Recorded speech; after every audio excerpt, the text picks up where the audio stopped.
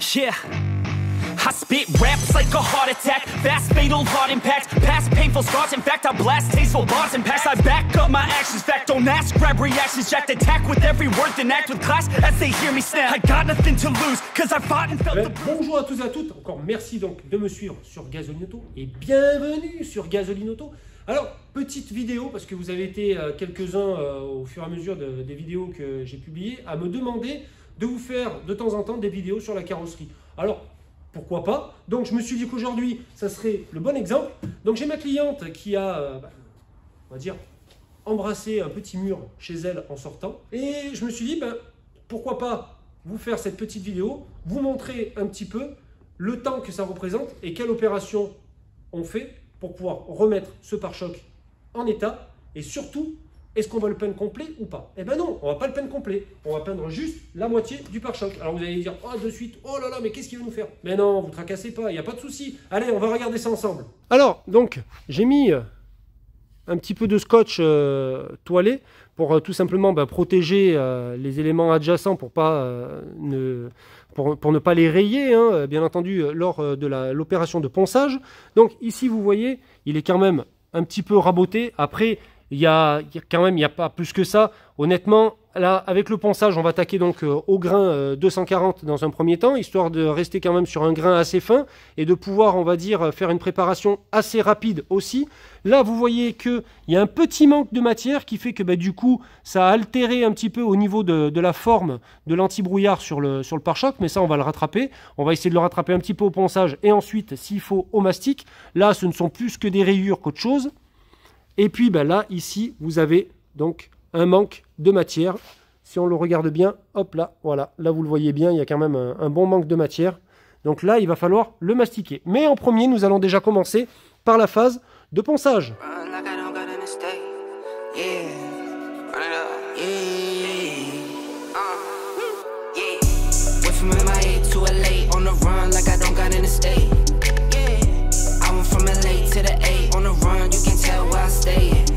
Alors, vous avez pu voir que le ponçage est fini. J'ai fait un petit mastic là en bas.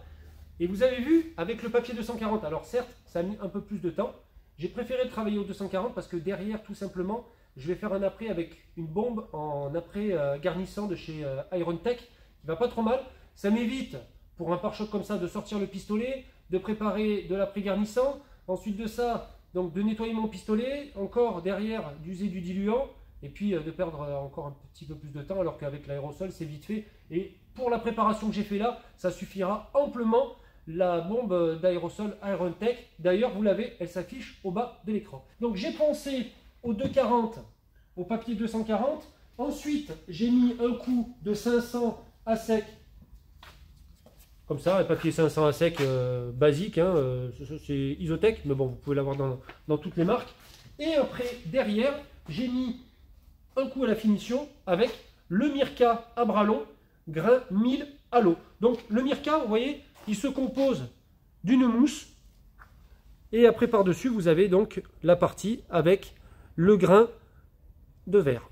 Donc 1000 à l'eau, ça suffit amplement pour faire l'après et ensuite de ça, on partira donc sur du 800 au ponçage avec un guide de ponçage, vous allez voir tout ça, et puis derrière on le finira donc au 2000. J'ai fait ici des petits ponts tout simplement pour que les vapeurs viennent mourir dedans. Donc là après celui-là je vais le refermer un peu plus comme ça, c'est parce que là tout simplement je vais mettre une mousse et on va le faire ensemble après par la suite. Là j'ai mis un scotch retourné sur le bord parce que j'allais pas m'ennuyer à le cacher carrément au bord de la calandre. Pour que les vapeurs rentrent derrière, ça ne m'intéresse pas. Je préfère, moi, casser les arêtes au bord ici, au ponçage. Et en même temps, vu que je suis obligé de remettre un coup de ponçage à l'intérieur, du coup, ça fait que ça va pouvoir me permettre de faire ma finition au ponçage. Ensuite, en bas, comme je vous ai dit, petit mastic. Auparavant, j'ai mis un coup de primaire d'adhérence. Mais d'ailleurs, hop, voilà, au cas où, si vous voulez voir. Spraymax, donc c'est un primaire d'adhérence plastique, hein, en aérosol, il n'y a rien d'extraordinaire. Il suffit de bien dégraisser la surface avant de l'appliquer. Vous l'appliquez en voile très fin et après vous attendez entre 10 minutes et un quart d'heure et vous pouvez derrière ou peindre ou appliquer votre mastic. Ou même voir mettre un voile de bombe aussi. Et bien écoutez, on va faire ensemble la pose de la mousse et puis derrière on vous reprendra pour la partie application de l'après 4x1 en bombe Iron-Tech. Donc, la mousse, tout simplement là, au bord de l'arête. Pourquoi? Parce que c'est pour faciliter la partie de préparation pour faire le raccord, parce qu'on va le raccorder ici, là, le pare-choc, et on va le raccorder par là. Donc, moi, je vais faire mon après qui vienne jusque par là, pour que Sébastien, qui va peindre ensuite derrière, puisse baser en gros jusqu'ici, et puisse faire derrière son raccord, en gros, sur cette partie-là, que je vais moi lui préparer derrière au 4000 à l'eau. Alors, la mousse, c'est un boudin, ni plus ni moins, avec tout simplement dessous une partie collante.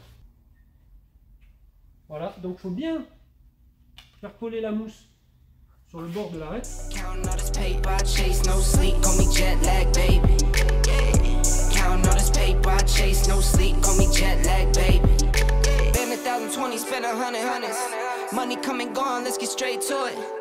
Et voilà. Et ensuite de ça, bien entendu, le petit morceau qui reste, on le garde, parce qu'on peut peut-être en avoir un de ces quatre besoin pour pouvoir faire encore un petit peu d'après.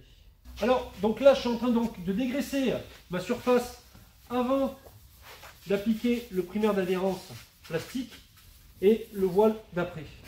Alors, j'ai pris donc le dégraissant de chez Upol en solventé. C'est pas trop mal. Après, il en existe à l'eau aussi, il est un petit peu moins agressif pour le plastique, mais celui-là, honnêtement, ça fait des années que je l'utilise. Et j'ai jamais eu plus que ça à m'en plaindre. On ne change pas une équipe qui gagne. Donc là maintenant, je vais appliquer le primaire d'adhérence plastique pour ensuite de ça derrière pouvoir faire mon application de mon après 4x1 en bombe. Tout simplement sans ce produit-là, derrière l'après, il ne tiendra pas sur le plastique.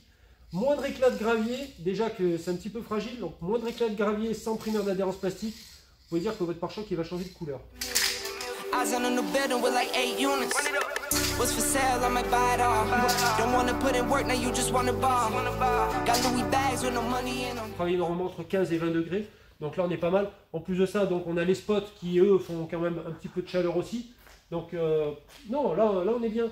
Maintenant on va attendre 2-3 petites minutes que ça sèche, et puis derrière je vais appliquer donc cet après 4x1 en aérosol, qui est donc chez Iron-Tech. Alors, vous avez pu voir que j'avais fait aussi une porte de BMW X3 avec ça. On n'avait pas eu plus de soucis que ça. Par contre, voilà, c'est sûr que vous ne ferez pas une voiture grêlée avec, hein, je préfère vous le dire de suite. Mais pour faire des petites bricoles comme les pare-chocs, tout ça, ça va très bien. Après, tout dépend l'ampleur des déformations aussi qu'il y a sur l'élément. Voilà, et l'étendue des mastiques, bien entendu. Des fois, ça passera pas, il vous faudra faire un après en 4x1 au pistolet parce que tout simplement il sera plus épais. Du coup, vous pourrez peut-être mettre un peu plus de couches et qui derrière va pouvoir vous permettre de dresser votre après et de combler, on va dire, les éventuels défauts qui resteraient encore du mastic que vous aviez pensé auparavant. Et bien, ça y est, c'est sec. J'ai envie de vous dire, c'est parti. Allez, on applique l'après 4x1 en bombe.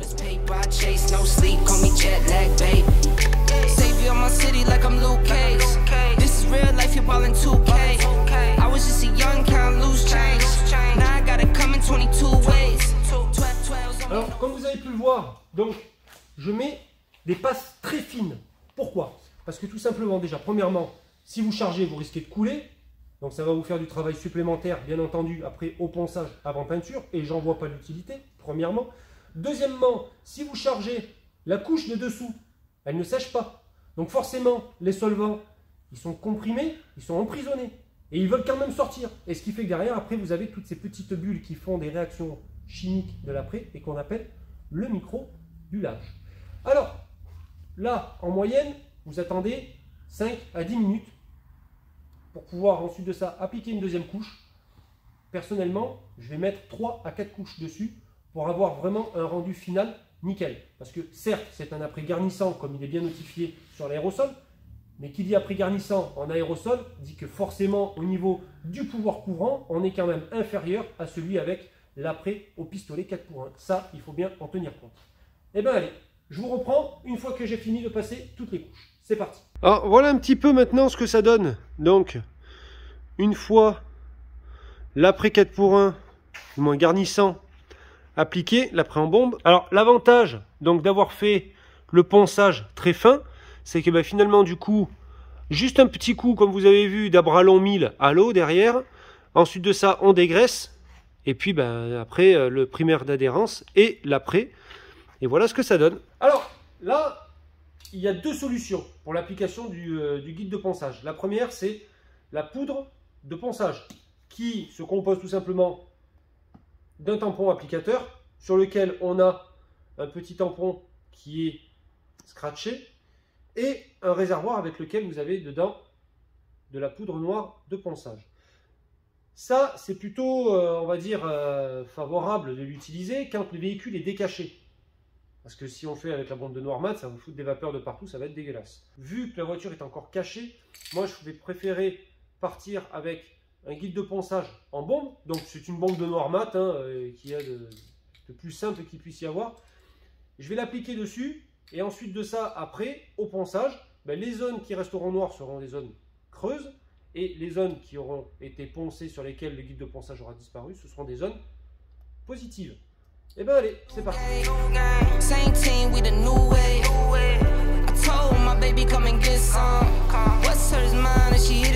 Et voilà donc ce que ça donne une fois le guide de ponçage appliqué.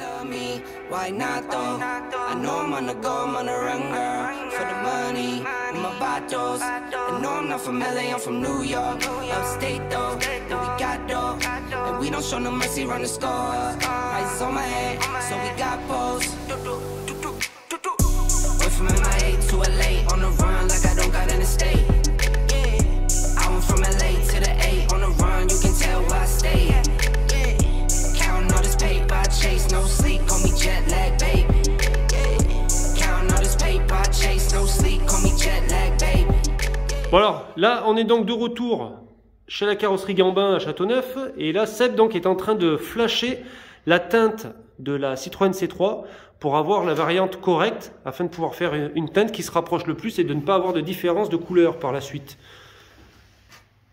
Et bien entendu en respectant le code couleur qui est donc sur l'étiquette constructeur KCH. Et bien allez, on va voir un petit peu qu'est-ce que ça donne au niveau de l'analyse avec l'ordinateur. Alors Citroën.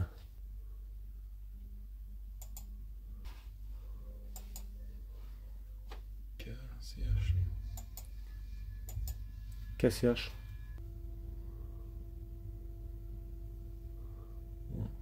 Neuf. Mat ivoire, c'est le nom de la teinte. Donc voilà ce que l'ordinateur nous donne. Donc la meilleure, ça serait la 9 là. Ouais. Ou la 10. La 9. La 9. Après toutes les autres, il faut les raccorder. Alors, on a combien de pots là? 1, 2, 3, 4, 5, 6, 7, 8 9. pots. 9. Donc voilà un petit peu tous les pots qu'il y a pour composer les teintes. On l'avait vu déjà précédemment.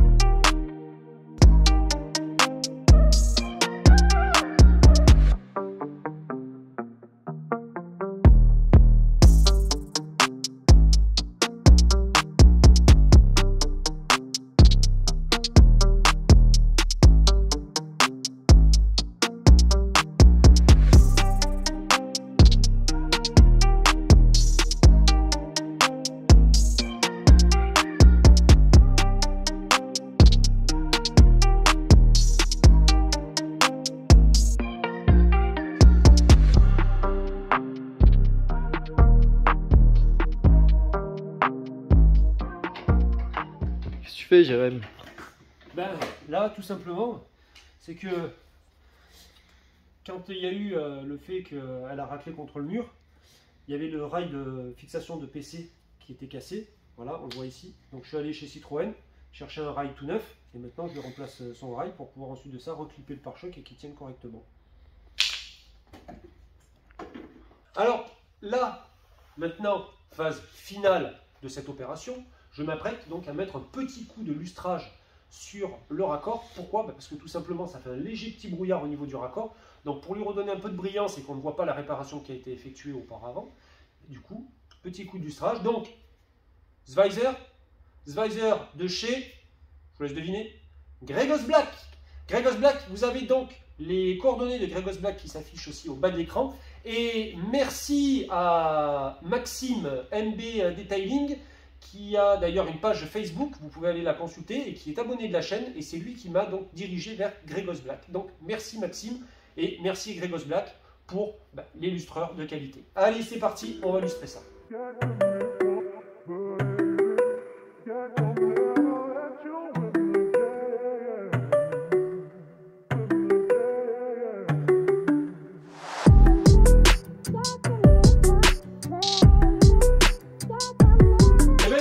Vous avez pu voir un petit peu que quand même la préparation peinture et l'application peinture, c'est quand même un boulot.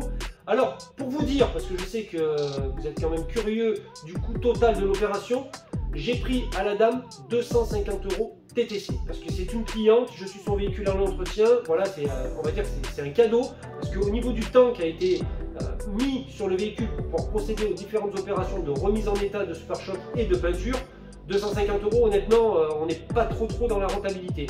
Mais voilà, vous avez pu voir ce que c'est, et la prochaine fois que vous allez chez un carrossier, au moins, vous saurez de quoi parler. Allez, merci, et à dimanche. Bye.